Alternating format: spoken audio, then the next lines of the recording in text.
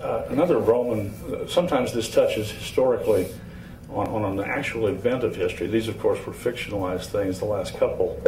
But in a poem that's variously titled Echo from the Iron Harp or The Gold and the Gray, he touches on a real battle that happened, pardon me, the Roman legions under Marius defeating and almost pretty much annihilating the Cimbrians at the Battle of Vercellae. And it's a poem that, matter of fact, Barbara mentioned it in her talk the other day.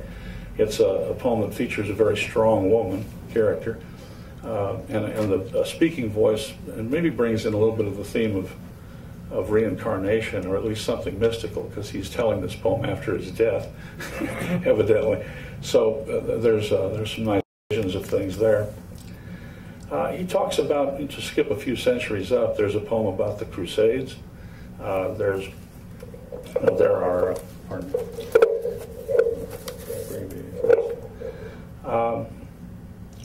He was also very much influenced by a few people as poets, one of which in the early days especially was G.K. Chesterton. And Howard was, I think, maybe one of the last, if not the last. There have been a few people doing the long narrative epic-like poems since, but not too many. Narrative poetry has become sort of a dying art. And he was influenced, though, by some of the great narrative poets of just before his era. People like Chesterton and Kipling, the folks who were still believed that there was room to tell stories with verse. A couple generations or so after Longfellow, of course. But he does a lot of this, and inspired by Chesterton, he also borrows heavily from a poem that might be called the last epic in the English language, the Ballad of the White Horse, which is about the defeat at the Battle of Ethandune of Alfred the Great defeating the Viking invaders, that sort of thing. He even writes a poem or two based on that. Pardon me. This one's The Harp of Alfred, a couple verses from it. I heard the harp of Alfred as I went o'er the downs, when thorn trees stood at even like monks in dusky gowns. I heard the music Guthrum heard beside the wasted towns, when Alfred like a peasant came harping down the hill. In the story of the White Horse that Chesterton retells, King Alfred sneaks into the Viking camp as a minstrel. He was evidently a good musician too, and overhears their plans and talks and debates with them, actually. So Howard was impressed with that. He uses Chesterton in lots of epigraphs before story titles and things. Moving up into, I guess you could say, almost a timeless situation, one of my favorite Howard poems is a thing called The Hills of Kandahar, which is obviously Afghanistan, a country that, over the centuries, if you know something about what's happened, ever since Alexander the Great, probably even before that, wave after wave of people have come through there, never destined to stay very long. They haven't had much permanent impact upon the situation or the anything improving what might be the situation there or making anything stable happen. Just again a snippet from this. These are the hills that many a sultan trod. Their rocks have known full many a victor's stride. These peaks could tell their tale of human pride. See where they rear, each like a somber god. Aye, they have gazed since first the primal dawn, fired with a wild vague flame, a bestial soul, who rose and stood and saw his fallen spawn with him, somehow part of creation's whole, and made himself immortal with a goal, to be attained this untaught simian fawn.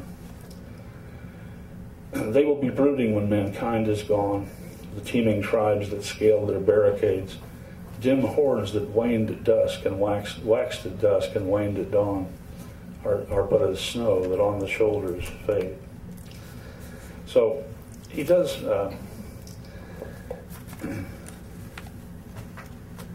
there's a lot of things that, moving up into even modern times, his own time period, he had to be, well, let's go back a little bit before that.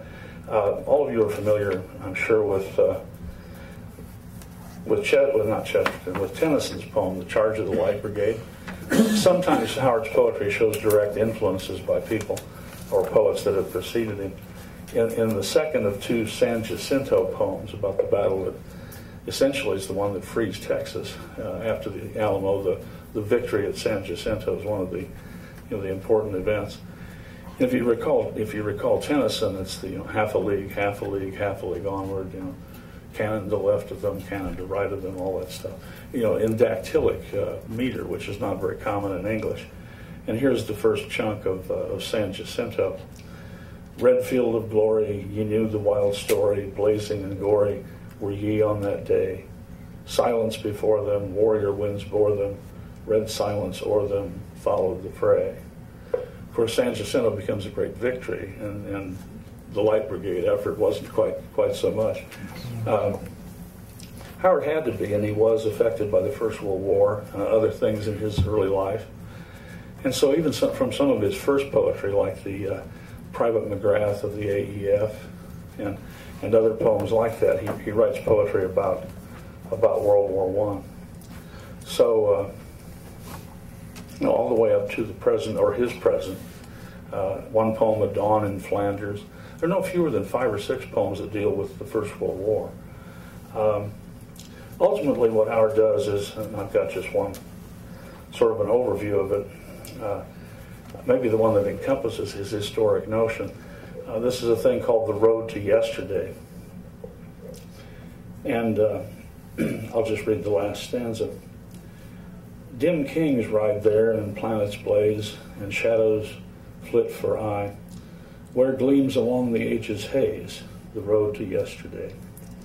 And that's pretty much a big theme in Howard, many themes connected to it, but his historical poetry was one of his fortes, I think.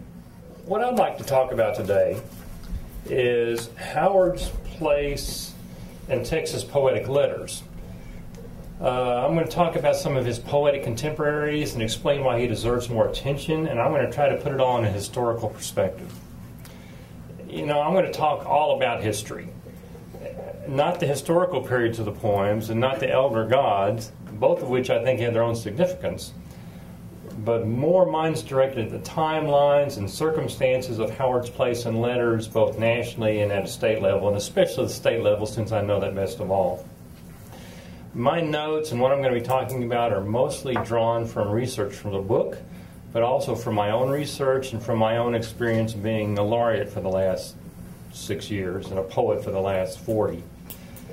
I'm going to start with a quote from Howard himself. Now, there's probably nobody in the room that hasn't read this essay multiple times in multiple sources, but the first time I saw it was in this 1968 version of Wolf's Head, and it kind of changed my poetic life.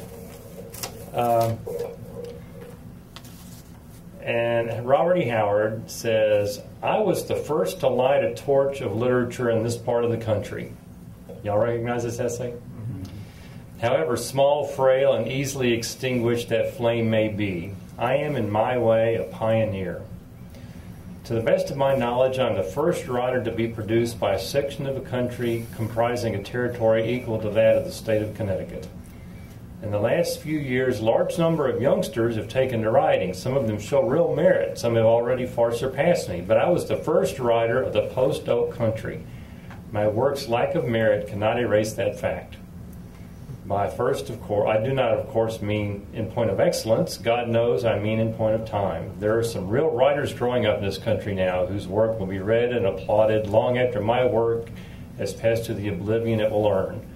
But when I set my hand to my chosen profession, there were none other in the land except me. At least if there was, I never heard of him. Well, with just about everything that Howard writes, you have to filter it several times and sift it several times to finally get to the truth of the matter. And the truth of the matter is he's mostly wrong. Let me start out by saying on that I read an essay a few weeks ago that said since the Civil War, there have been roughly 200 writing organizations formed just in the state of Texas that had any lasting significance at all. Of those 200, most of them have faded away, They were attached to libraries, schools, universities, little private groups, flower clubs, stuff like this. But two have survived. One of them is the Poetry Society of Texas. It was formed in 1921. Howard could have been a member of that group if he had wanted to. They were obviously formed before. He said he was the only one that he knew of in that part of the country. At that point in time, they had roughly 700 to 800 members. Poets, all of them poets. The only requirement to be a member of that group was you pay their dues. And back then it was $8 a year. The other group is called the Texas Institute of Letters. They are a more particular group, and of the two groups, they are the most highly regarded. Their membership currently includes Pulitzer Prize winners, Nobel Prize winners, bestsellers like Rick Riordan, who wrote, y'all know who I'm talking about here. He wrote a movie, Percy Jackson and the Lightning Thief, right, thank you. He wrote all the Percy Jackson books. So he's a multi-millionaire now. He lives in San Antonio. The problem with Howard joining the Texas Institute of Letters was simply a matter of timing, because Howard committed suicide in June of 36, right? The Texas Institute of Letters was formed in November of 1936, and they never appoint anybody posthumously. So he may have eventually become a member if he had stayed alive, but the problem with that is that their membership requirements are so stringent that first somebody within the group has to nominate you, and then 3/4 of the membership has to vote you in. So it would have been probably a few more years before he would have ever been a member. But he faced the same perception there that he faced just about anywhere else. Nobody else in the state of Texas was doing exactly what he was doing. And so he would have been facing this constant modernistic view of what poetry should be and what Howard was doing.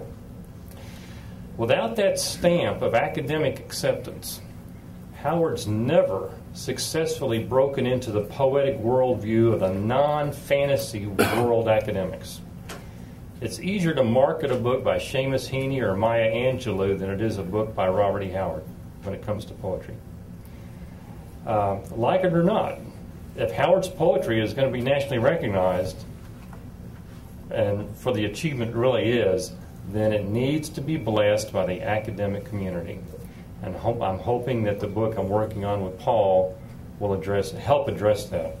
For the next several months, while the movie's out, the sale of Howard's books are going to go through the roof, especially on Amazon, but even in the Barnes & Noble, even in the brick and mortar venues, which is a really good thing. It means that all the little kids that used to have to go to the back of the stores dragging their moms are now going to be able to see a display right in the front as some type of cardboard display.